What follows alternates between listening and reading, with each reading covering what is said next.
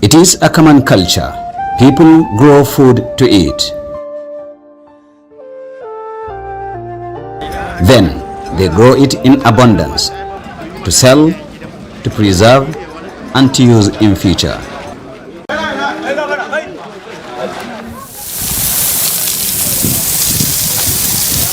With little extra effort, for example, it is easier to store foodstuff such as beans in large quantity and for long. We apply insecticide on the products and it will last for 3 months, 4 months, 6 months or even a year.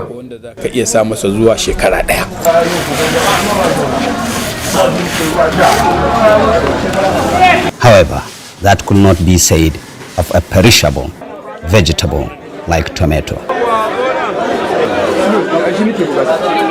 This is Nkaba Vegetable Market at the eastern fringe of Kano City. Few months back, in this market, a basket of tomatoes sold between 50 and 60,000 naira, making it extremely difficult for a common man to have it among his daily recipe. The reason for the shortage of tomato this year in Kano is the presence of particular pests. They call it Sharon. It destroyed all the tomatoes. As a result of that, the stock became very costly.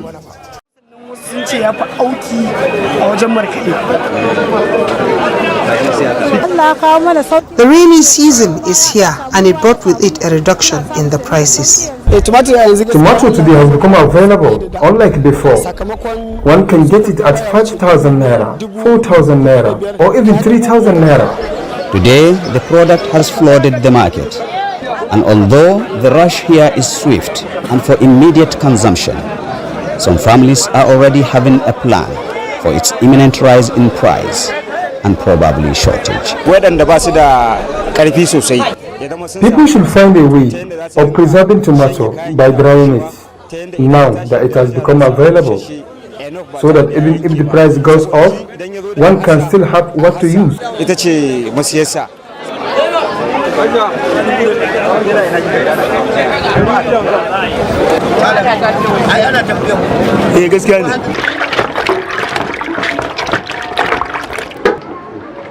Halima is expert in vegetable preservation, and she guides us into tomato canning process.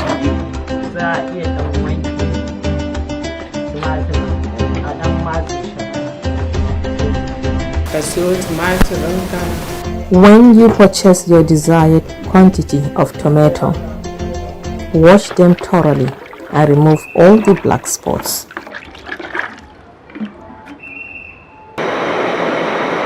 Put the tomato in a pot and steam it for a while. Then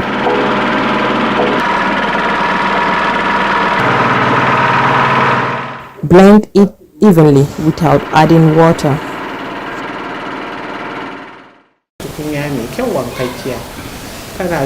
Put the tomato back on fire until all the water evaporates. Now it has become a paste, ready to be canned.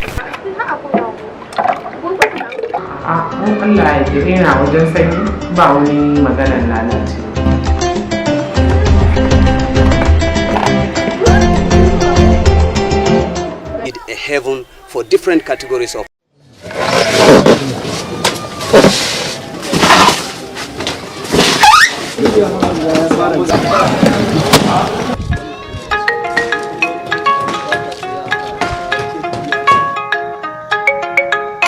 Leather industry in Kano is as old as the beginning of the Hausa civilization. Spanning over 1,000 of years, the industry supplied leather materials to the hinterland and also served as a major trade link between Kano and other parts of the world through transparent trade. It flourished for many years and served as an essential economic mainstay of the Hausa land. In Kano today, few tanneries struggle to operate at a capacity quite inadequate to feed the local leather industries. And this has no doubt stunted their growth, not only in Kano, but other parts of Nigeria. This is Majema local leather industry or traditional leather industry in Kofar Wambai area of the city of Kano. This place is believed to have existed for over 90 years. It is indeed a heaven for different categories of people, irrespective of their ages.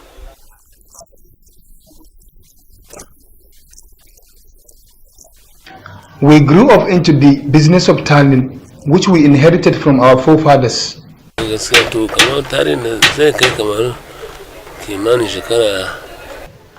think this place is over 80 years.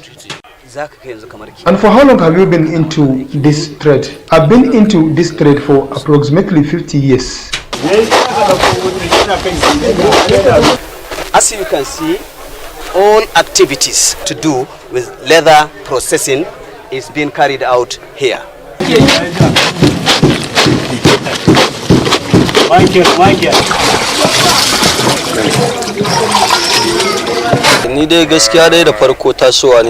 happen to see myself in this trade. My parents and their parents were also in the occupation. At least, I have spent over 15 years working here. I tanned a specific leather called tundra, a skin of python, just like this one. I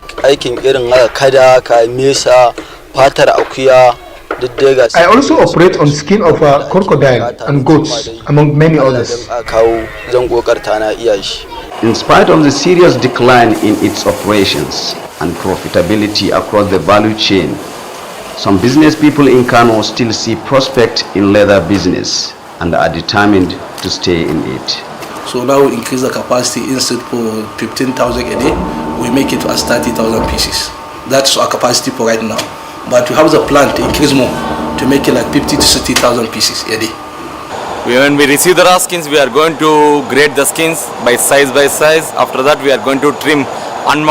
We want to make the skin to be shaped from the starting stage itself. From there, we will take the skin to the process, so that the bacteria will put some chemicals to avoid the bacteria, so that the skins will not spoil. One cannot overemphasize the value this industry adds to the economy, and it is worrisome that this once highly prosperous industry will be allowed to decay. Well, you can see how many people you employ here. Before, some people here is not more than 200 people are working in this place. Now we have more than 500 people, and we want to increase our capacity. We need more people again. For the leather industry to strive, government must invest substantially in the local content and re-emphasize on policies that encourage all players in the industry.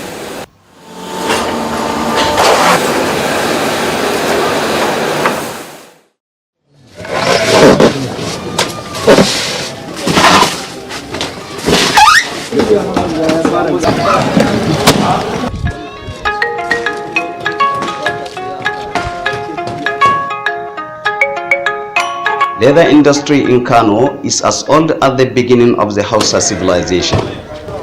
Spanning over 1,000 of years, the industry supplied leather materials to the hinterland and also served as a major trade link between Kano and other parts of the world through transparent trade. It flourished for many years and served as an essential economic mainstay of the Hausa land. In Kano today, few tanneries struggle to operate at a capacity quite inadequate to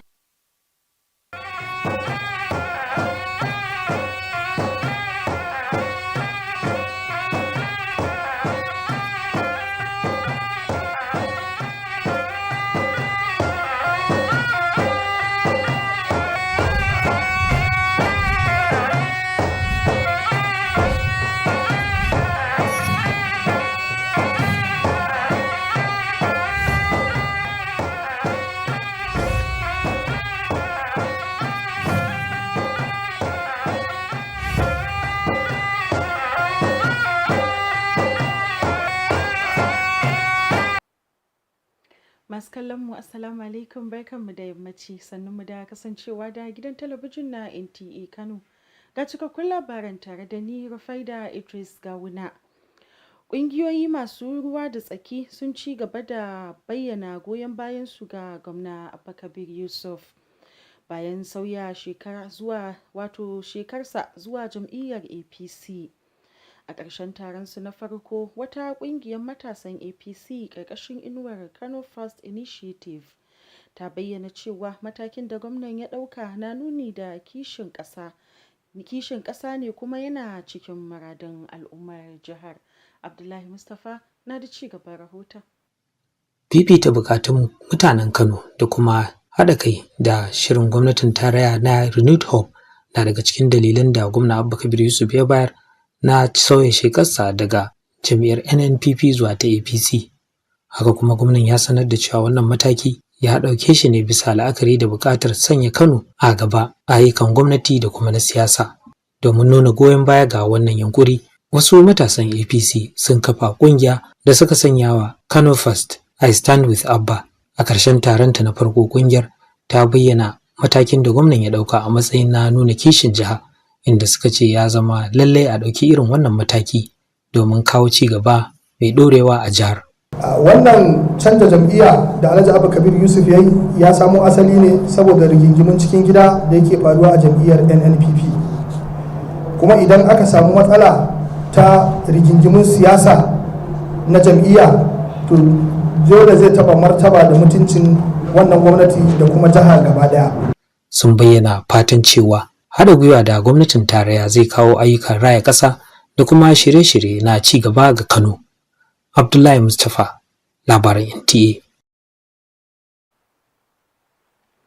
Kwamitin karta kwana na musamman na jihar Kano kan tashoshin mota da sauran wuraren jama'a ya kwace ɗimbin miyagun ƙwayoyi da magungunan da suka ƙare wa'adinsu a wani sumame da ya kai kasuwar magunguna ta Ɗangoro da ke nan Kano. Mas'ud Aliyu ya rawaito cewa sumaman ya haifar da gano magungunan da ba su da rajista, kayayyakin magungunan da wa'adinsu ya ƙare da kuma wasu da ake zargin an shigo da su ƙasar nan ba ta bisa ƙa'ida ba. An kwace kayayyakin ne tare da taimakon babbar hukumar da ke kula da hada-hadar sayar da magunguna a kasuwar, inda aka kiyasta darajar magungunan da aka kama ta kai kimanin naira biliyan 1.2. Shugabannin kasuwa za mu ƙara neman haɗin kansu, kuma mu daɗa ƙarfafa musu gwiwa, sannan kuma mu daɗa jan hankalinsu da su riƙa yin ƙoƙari su ma, ko kuma su ƙara ƙaimi wajen tabbatar da cewa suna neman labarai na sirri. Masu aikata laifuka irin wannan suna jin tsoron kayayyaki irin wannan shi ya taimaka wajen rage samun irin wannan kayayyaki gurɓatattu da suke cutar da mutane. Kwamitin, wanda ya kunshi jami'an tsaro da sauran masu ruwa da tsaki, sun bayyana cewa aikinsu ya shafi yaƙi da safarar ƙananan yara, fataucin makamai da kuma sauran miyagun ayyuka a wuraren taruwar jama'a. An kwashe magungunan da aka kwace zuwa gidan gwamnatin jihar Kano domin yin cikakken rubuce-rubuce da kuma ɗaukar matakan da suka dace daga hukumomin da abin ya shafa. Mas'ud Aliyu, labaran NTA. Najeriya na ɗaukar wani sabon mataki domin kare matasa da kuma inganta gaskiya da riƙon amana a manyan makarantu, yayin da hukumar yaƙi da sha da fataucin miyagun ƙwayoyi ta ƙasa wato NDLEA ta ƙaddamar da gwajin tantance miyagun ƙwayoyi a hanyar amfani da fasahar zamani. An tsara shirin ne domin gano masu amfani da miyagun ƙwayoyi da wuri, ƙarfafa jin daɗin ɗalibai tare da daidaita ƙasar da ƙa'idojin duniya wajen aikata kyawawan ayyuka. Fatima Sanusi Ƙaraye na da ci gaban rahoton. Bayan matsalar shan miyagun ƙwayoyi a makarantun Najeriya da ake samu a yanzu, hukumar kula da yaƙi da sha da fataucin miyagun ƙwayoyi NDLEA ta ƙaddamar da sabon gwajin tsaftace ƙwayoyi ga jami'o'i da kwaleji. Wannan mataki ya yi daidai da ƙudurin taron Majalisar Ilimi ta 68 a Akure, wanda aka tsara don ƙarfafa kariyar ɗalibai da kuma gano matsalolin da wuri.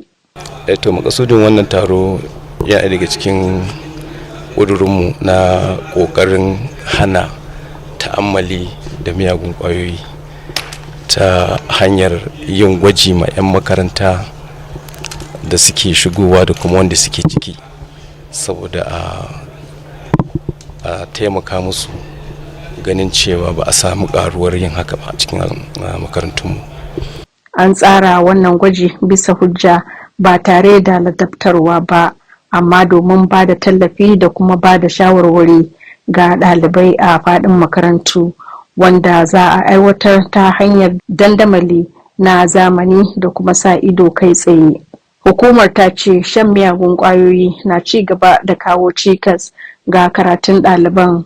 Haka kuma wasu ofishoshin jakadanci na ƙasashen waje sun amince da wannan takardar shaidar a matsayin wani bangare na buƙatun neman biza, wanda zai sa makarantun Najeriya kan matsayi da ake yarda da shi a duniya. Fatima Sanusi Karaye, labaran NTA. An kaddamar da wata sabuwar fasahar zamani domin inganta ayyukan tafiye-tafiye, inda shirin ya fara aiki da dandalin TravelPort. Ana sa ran wannan shiri zai ƙara inganci da sauƙaƙawa masu amfani da jiragen sama harkokin tafiye-tafiye da yawon buɗe ido. Wakiliyarmu ta rawaito cewa an aiwatar da shirin ne tare da haɗin gwiwar kamfanin jirgin sama na Airpeace, wanda shi ne kan gaba a Najeriya, da kuma Galileo, wanda aka fi sanin su da TravelPort, a matsayin wani bangare na ƙoƙarin ƙarfafa hanyoyin magance matsaloli ta fuskar fasahar zamani da kuma inganta ƙwarewa a masana'antar sufurin jiragen sama. Ga rahoton nata. Shirin ya mai da hankali ne kan hanyoyin zamanantar da tafiye-tafiye da yawon buɗe ido don sauƙaƙa harkokin sufuri da zai kwantar da hankalin jama'a a yayin da suke amfani da shi. Waɗanda suka shirya shirin sun bayyana shi a matsayin hanyar cin gajiyar fasaha da ke sauƙaƙa tafiye-tafiye da kuma samun muhimman bayanai a kan lokaci. Masu ruwa da tsaki har ila yau sun ƙara da cewa shirin zai amfanar da agent ta hanyar magance jinkiri akan hanyoyi. Ko Jas ne ko Sokoto ne, TravelPort GDS zai iya maka yi booking naka kamar wani sales channel ne, yana kawo zai ba more profits to Airpeace and also to TravelPort. Haɗin kan ya nuna mana cewa zai iya yiwuwa kuma ba za mu dinga samun matsala ba idan lokacin da ko za mu canza ticket ko kuma za mu yi wa customer refunded din. Wannan wayar da kai zai haɓaka harkokin yawon buɗe ido na zamani. So wannan partnership ne mai kyau da za mu samu access mu agent akan cewa wannan jirgi yanzu kamar ya zo mana hannunmu ne. Maimakon da za mu yi amfani da online platform mai booking ɗinsu, so yanzu za mu yi amfani da GDS ɗinmu a wayoyinmu da inda muke za mu iya yi ba tare da sai mun using account ɗinmu ba wajen yin booking ko wajen issue ɗin ticket ɗinsu. Kaka mana sosai musamman ta wurin reissue haka da kuma refund zai kawo mana sauki sosai a matsayinmu na travel agents. Wannan taro na fahimci abubuwa da yawa wanda sauki ne ga al'umma, sannan kuma collaboration ne da za a samu ci gaba sosai tsakanin TravelPort and Airpeace, saboda an samu collaboration sosai kuma abu ne da zai zo mana da sauki mu ma wajen da za mu nema abin da muke so kuma mutane su ji daɗi insha Allah. Ana kiran jama'a da kada su yi jinkiri wajen amfanar damammakin don gudanar da tafiye-tafiye cikin lumana da kwanciyar hankali. Rufaida. Yayin da ya rage ƙasa da makonni biyu a gudanar da zaɓukan cike gurbi na Majalisar Dokokin Jihar Kano domin maye gurbin kujerun da ba su da wakilci sakamakon rasuwar 'yan majalisu biyu a ƙarshen shekarar da ta gabata. Hukumar zaɓe mai zaman kanta ta ƙasa INEC ta bayyana cewa ta kammala dukkanin shirye-shiryenta domin gudanar da zaɓukan cikin nasara da lumana. An bayar da wannan tabbacin ne bayan taron kwamitin shawarwari na hukumomi kan tsaro a lokacin gudanar da zaben, wanda aka gudanar a hedkwatan 'yan sandan hedkwatan 'yan sandan jihar Kano. Cikakken rahoton zai zo muku a labaranmu na gaba. Yanzu kuma bara mu je hutun takaitaccen lokaci, idan mun dawo labaran namu zai dora.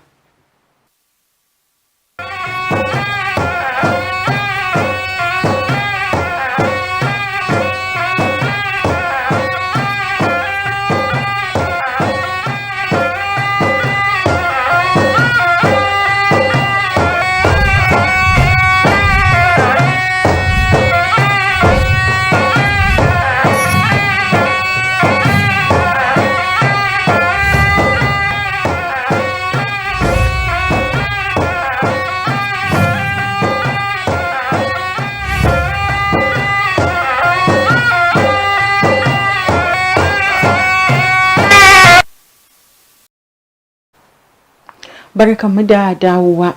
Hukumar kashe gobara ta jihar Kano sashen bayar da agajin gaggawa da misalin karfe 12:25 na daren Talata ta samu kiran gaggawa daga wani lawan Aminu inda ya bayyanar da rahoton wani lamari da ya faru a gurin gawa cikin karamar hukumar Kumbutsu ta jihar Kano. Bayan karɓar kiran an tura tawagar ceto daga hedkwatar hukumar zuwa daga hedkwatan hukumar wurin da lamarin ya shafa, inda wata mata mai shekaru 23 mai suna Ladidi Muhammad Sani ta fada cikin rijiya. An ceto wadda abin ya shafa da ranta, sannan aka mika ta zuwa ga mahaifinta Abdullahi Sani. A halin da ake ciki, hukumar kashe gobara ta jihar Kano ta hannun jami'in hulɗa da jama'a Saminu Yusuf yana kira ga al'umma da su ɗauki matakan kariya da suka dace a kusa da rijiyoyin da ke a buɗe da sauran wurare masu haɗari domin kaucewa aukuwar irin wannan al'amari a nan gaba. Yanzu kuma sai kanin labaran kasuwanci.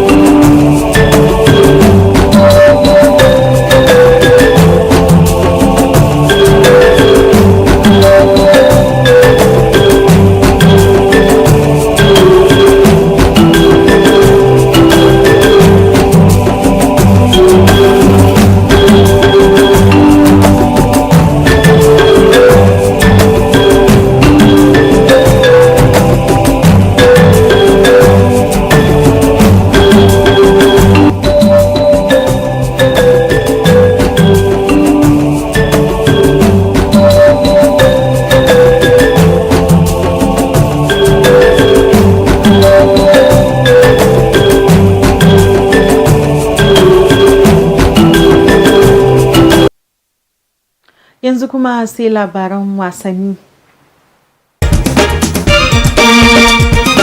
Tinubu ya yaba wa 'yan wasan Seahawks ɗan asalin Najeriya bayan nasarar da suka samu a Super Bowl.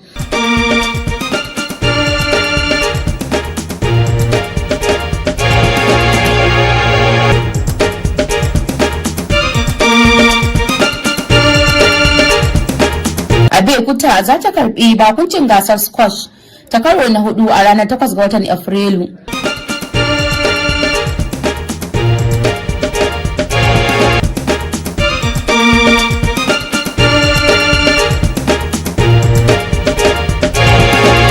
Ryan ya sake cin kwallo yayin da Bournemouth ta doke Everton.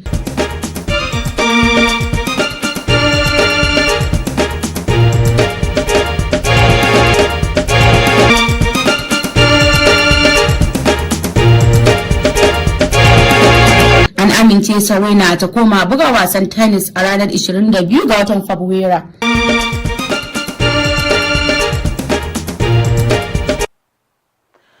Domin sanin yadda hasashen masana yanayi ka iya kasancewa a gobe Alhamis ga wannan hasashen.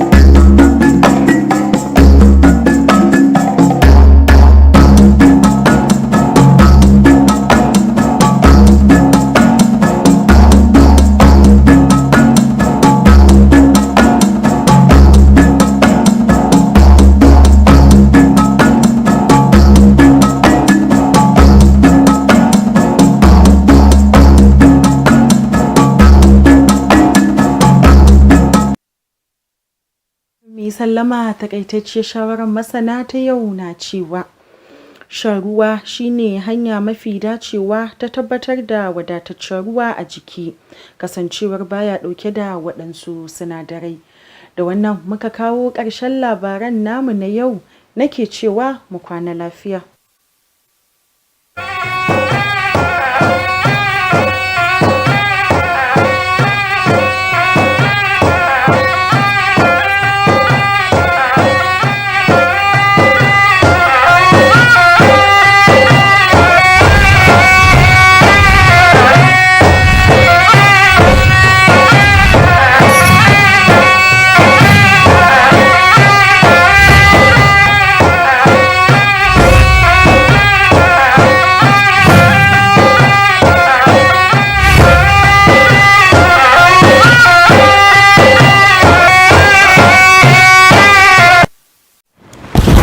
very good evening and thank you for joining us. This is Nta Kano News. I am Wani Mahamud Talwa. Concerned groups have continued to express support for Governor Abba Kabir Yusuf following his recent defection to the All Progressive Congress APC. At the end of its maiden meeting, a group of APC youths under the platform Kano First initiative described the governor's decision as a patriotic move in the interest of the state. Abdullahi Mustafa has the details.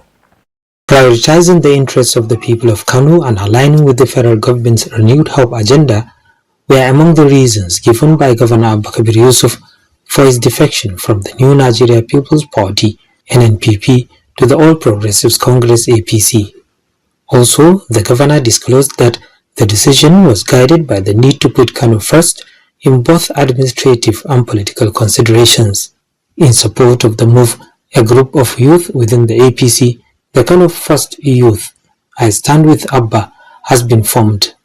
At the end of its maiden meeting, the group described the governor's decision as patriotic, noting that it was a necessary step towards accelerating development in the state. The leader should be judged by the result on the ground, not by the party level. They expressed optimism that closer collaboration with the federal government would attract more capital projects and other development initiatives to Kano. Abdullahi Mustafa, NTA.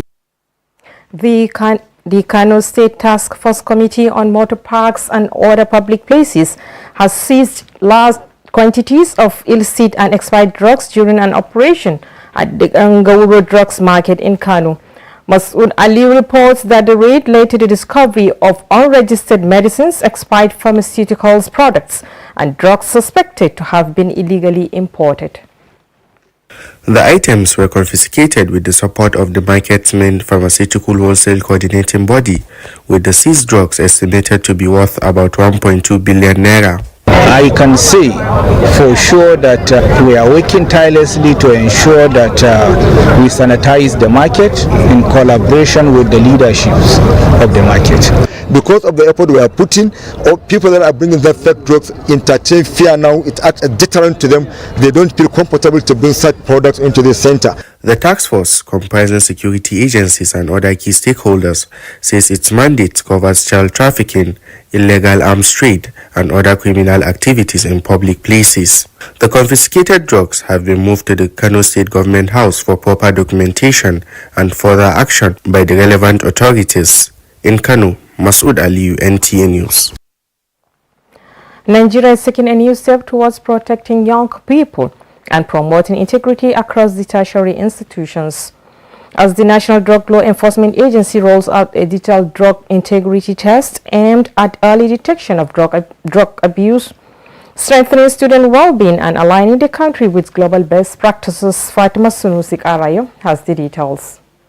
Rising concerns over drug abuse in Nigerian schools, the National Drug Law Enforcement Agency (NDLEA) has introduced a new drug integrity test for tertiary institutions. The move follows resolution from the 68th National Council on Education in Akure, aimed at strengthening student protection and early intervention. As leaders and custodians of this learning environment, it is imperative that we adopt proactive, evidence-based strategies to keep our campuses safe and drug-free.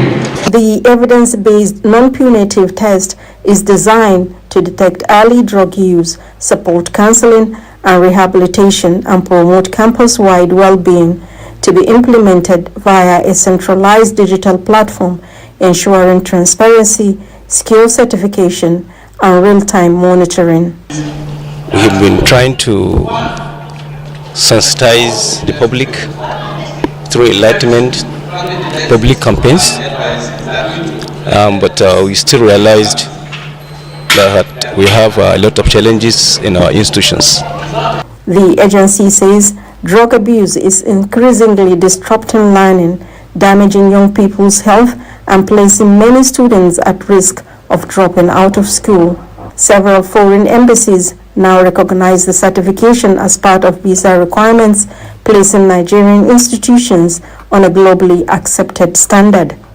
In Kano, Fatima Sanusik Arai, NTA News.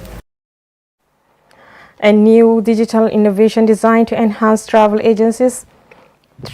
services has been launched with the program now live on the TravelPort platform. The initiative is expected to improve efficiency and convenience for flight users in the travel and tourism sector. Rufaida Idris Governor reports that the initiative is in partnership with Airpeace, Nigeria leading airline, and Galileo, known as TravelPort, as part of efforts to strengthen digital solutions and enhance customer experience across the aviation industry. The program, now live on the TravelPort platform, represents a significant step toward modernizing travel operations and service delivery. Designed to provide seamless access to travel-related service, offering users a more efficient and reliable experience. Now this is a partnership with TravelPort. It extends beyond Nigeria.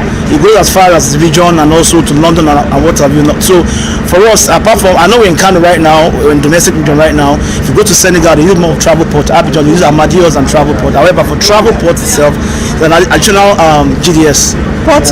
Airpeace is one of the first airline to go live on TravelPort, and we are happy. And this is another additional sales channel for most travel agents. So you can book aside the other GDSs which we are on. TravelPort is an additional sales channel for travel agents to make their bookings.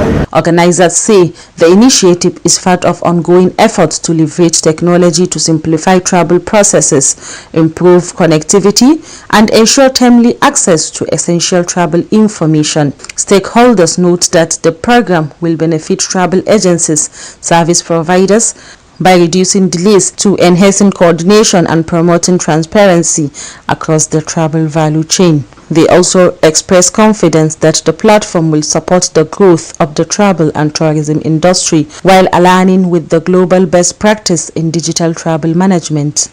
We are happy to welcome them on Galileo to do their Airpeace on Galileo and other airlines on Galileo, where they will be incentivized accordingly for ticketed segments. People here, they normally use this for only booking for a flight and a hotel. They don't really explore the other part of it, something like the car hire, the yard, and their tools are user friendly, so and agents are really quite comfortable using it. With the program now operational, users are encouraged to explore its features and take advantage of the opportunities it offers for smoother and more efficient travel services. Rufaida Idris Gawuna, NTA News.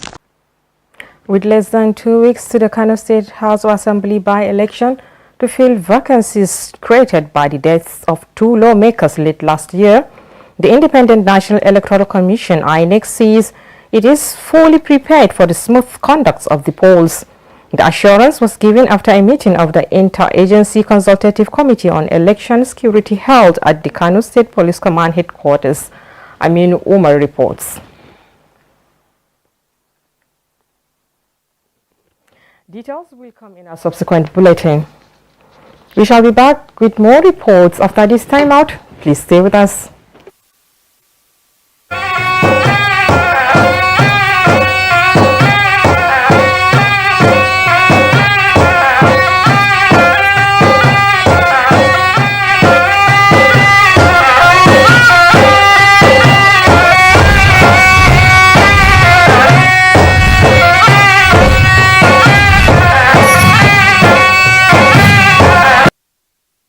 Thanks for being there.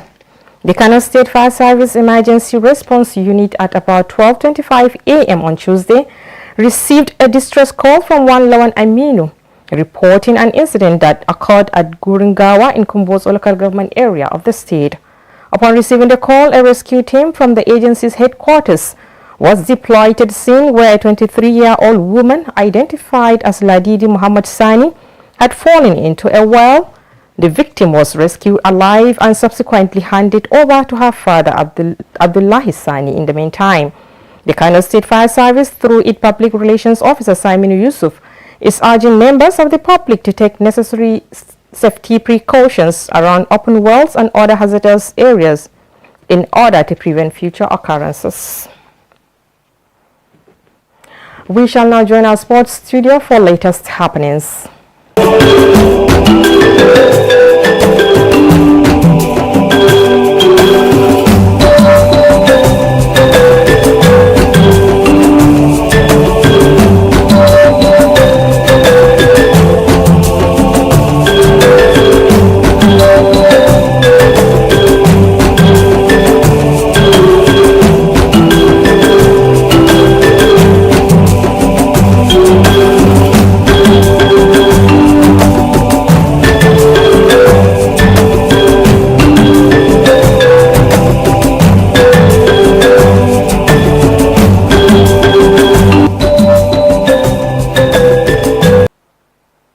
And that was Business Update. We shall now join our sports studio for latest happenings in the world of sports.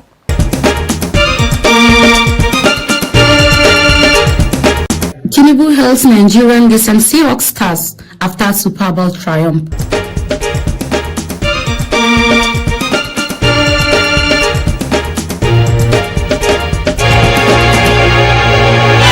Abeokuta to host fourth squash championship April 8th.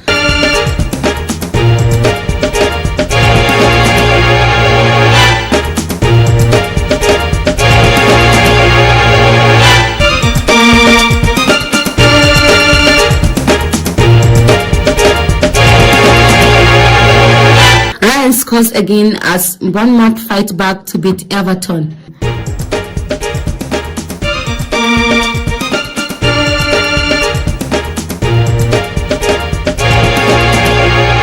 Serena cleared for tennis return on February 22nd.